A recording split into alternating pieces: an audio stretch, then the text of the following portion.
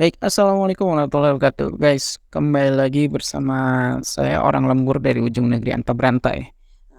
Di Zoom sudah ada Bung Riki Fatamazai yang sempat hadir sebagai pengacara Gus Nur ya di sidang ijazah palsu.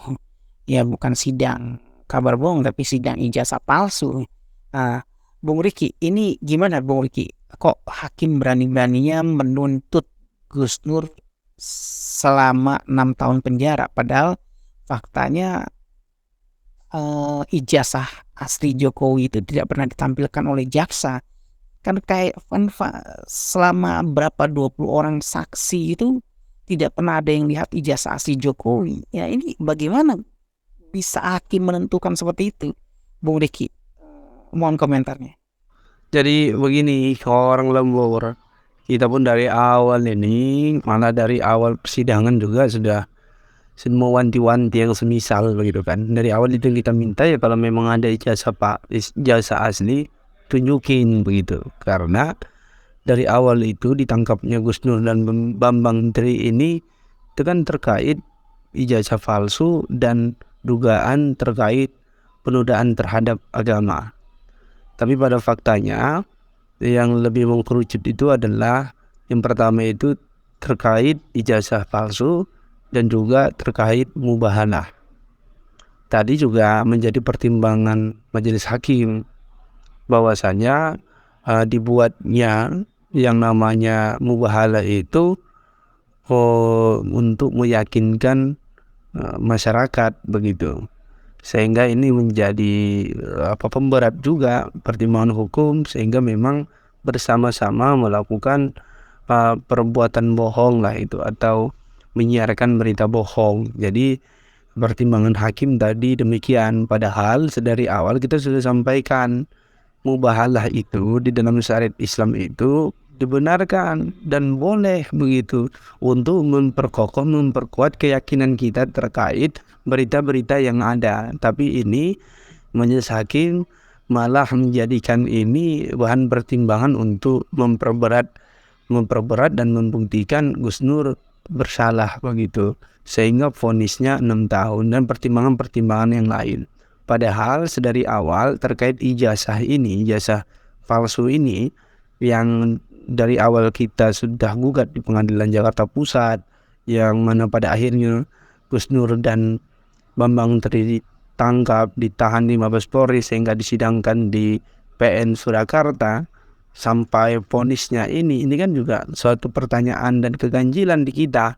Begitu, keganjilannya adalah ya sampai dari awal sampai akhir itu tidak pernah diperlihatkan di persidangan itu ijazah asli.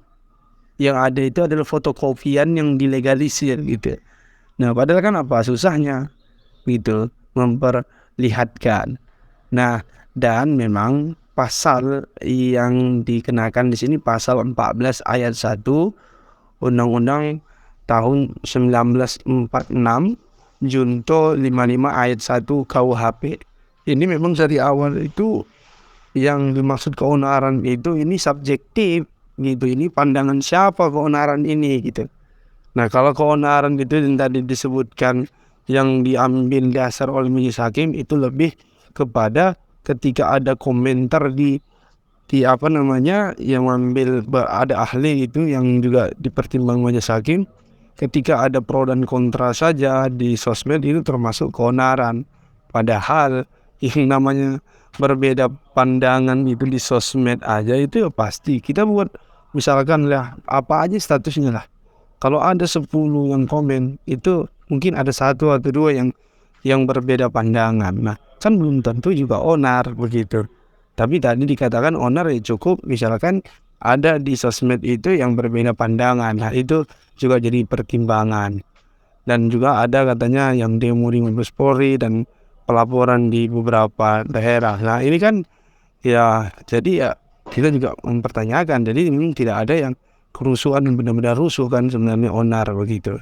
Dan memang nah yang tentunya ketika ini sudah diputuskan oleh majelis hakim, tentu kita langsung mengatakan kita banding. Mudah-mudahan banding kita ini dengar di pengadilan tinggi sehingga ya putusan 6 tahun ini ya tidak dilanjutkan gitu, bisa membebaskan Gus Nur dari segala vonis di Pengadilan Negeri Surakarta. Begitu Bang sementara. Oh baik Bung Riki, sedangkan Bung Riki sendiri kalau nggak salah ya, saya sempat lihat di video bahwasanya paling depan, paling ujung ya, paling dekat kamera itu Bung Riki ya. Itu sempat berbicara, mungkin sempat kasih kode ke Gus Nur pas pada saat vonisnya 6 tahun penjara ya.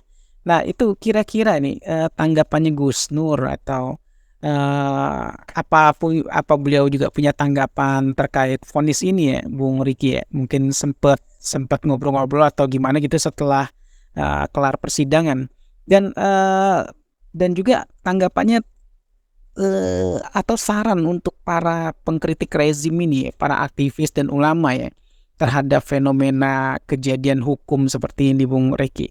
Mohon perspektifnya ya. Ya kalau pandangan Gus Nur sendiri ini adalah putusan zolim gitu.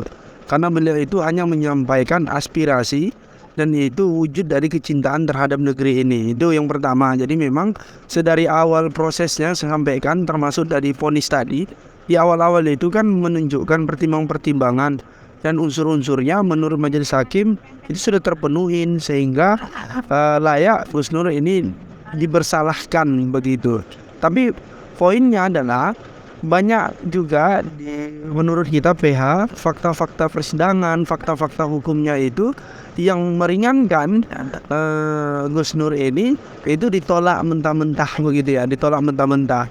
Oleh karena itu langkah kita secara hukumnya adalah melawan ini dengan cara banding begitu. Tapi yang namanya ketetapan Allah Subhanahu wa taala itu kan tentu baik, apalagi Gus Nur ini adalah Muslim yang taat, insya Allah.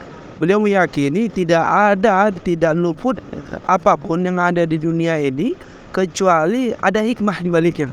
Jadi tetap husnujon dari Gus Nur itu mengatakan ya ini harus kita terima dengan iman dan juga sekaligus kita lawan atas kezaliman yang ada.